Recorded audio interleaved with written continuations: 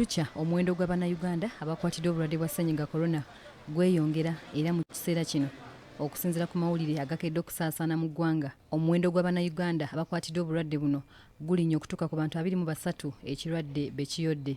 Wadde nga guli gutyo waliwo amaloboozi agabadde gatandise okuwulirwa mu bannayuganda nga bagamba nti gavumenti ekoma ku kimu kubategeeza muwendo gw'abantu abafunye obulwadde buno n'etavaayo kubategeeza oba obulwadde buno okuva lwe bwazuulibwa mu ggwanga tewali muntu n'omu gwe bwatugumbudde. Wano mutesitesi omukulu mu minisitule y'ebyobulamu Dr. Diana Atwine asinzidde ku rediyo ya Kabaka eya CBS n'atangaaza ku nsonga eno. Tewali nsonga lwaki tukweka omuntu bw'abanga afudde.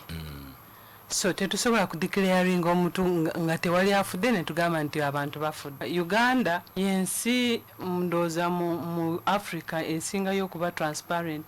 Waliwo ebifaananyi ebize bifulumira ku mitimbagano egy'enjawulo ng'abasawo oboolyawo balina okutya eri abalwadde abazuuliddwa n'ekirwadde kino ng'osanga waliwo obwetaavu bw'okusomesa ku ngeri y'okujjanjabamu abalwadde bano.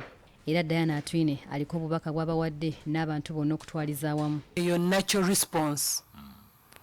Naye tugezaako okubazzaamu amaanyi nti bwe bambala obulungi ne bateekako masks ne bateekako gloves mu ngalo omuntu asobola okukwata ku mulwadde n'amukebera. Kasita oba otaddeko mask ku mumwago osobola okukwata ku muntu ng'oyambadde gloves osobola okukebera omuntu yenna. Sabbiti gye tukubye emabega Pulezidenti Museveni yayimiriza entambula z'olukale zonna.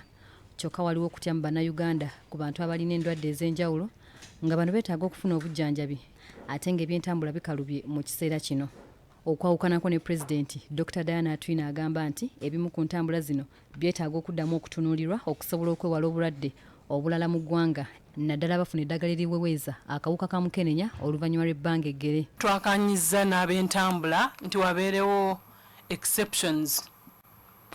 Abantu abagenda mu ddwaliro omukyala alina omwana we omuyi omukyala ali olubuto agenda alumwa nga talina ntambula yonna tuteekewo ezo exceptions baleke abantu bagende banone eddagala oba bagende bajjanje kubanga ekyo bwe tutakikola ate tujja kulaba ate nga tufiirwa abantu bangi tugezaako okutaasa aba corona okuziiza endwadde za corona naye ate ne tufiirwa abaana bangi oba ne tufiirwa abakyala bangi abazaala. Era n'olwaleero tugenda kubeera ne meeting bagenda kuyisa statement clarifying kwezo area.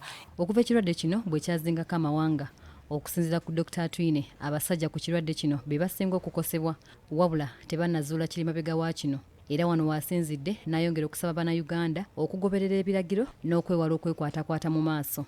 Wano obulwadde bwe bukwata abantu 3 ng'abakyala 15 abaami 15 abaami abo 15 abasinga obungi be bajja okufa.